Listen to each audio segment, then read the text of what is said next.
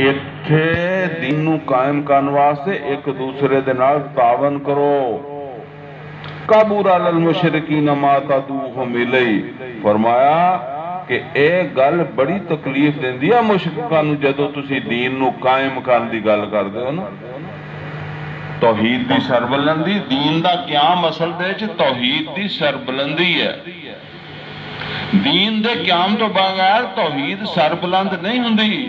اے بیچارے جڑے ایویں کہندے رہندے نا جی اسی جی اہل توحید ہاں، اسی توحید تے بڑے پکے ہیں، وہ اینی توحید تے پکے ہیں کہ اشہد اللہ الہ الا اللہ، اللہ سوا کوئی معبود نہیں، اوتھے جا کے سجدہ کر لوے۔ اے دے برابر ہی ہے کہ تسی کہو اللہ ہی سب حاکمہ دا حاکم ہے، اور پھر کسے حاکم دی جا کے تسی اطاعت اس کام دے وچ کرو جیڑی انہیں اللہ تعالیٰ دی نافرمانی دے وچ حکم تانوں دیتا، برابر ہے، کوئی فرق نہیں۔ او مزار نو سجدہ کرن والا اور اس حاکم دے ایسے حکم نو منن والا برابر ہے دونوں۔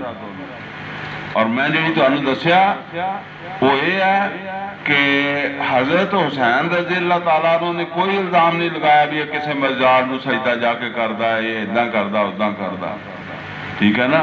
انہوں نے کہا کہ یہ حکمرانی دا اہل نہیں ہے گا، اس قابل نہیں ہے گا، یا یہ معیار نہیں ہے گا، ٹھیک ہے نا۔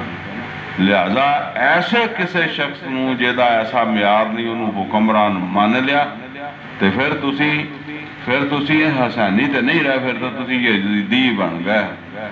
بھواں داڑیاں رکھو تے بھواں نمازاں پڑھو تے بھواں جو مرضی کرو، ٹھیک ہے نا۔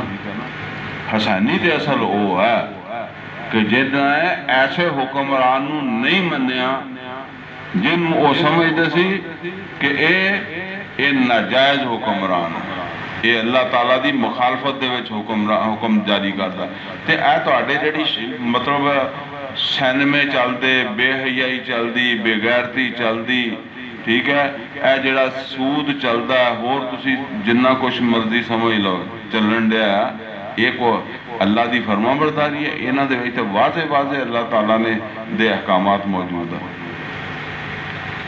فرمایا اللہ یجتبی الیہ من یشاء و یہدی الیہ من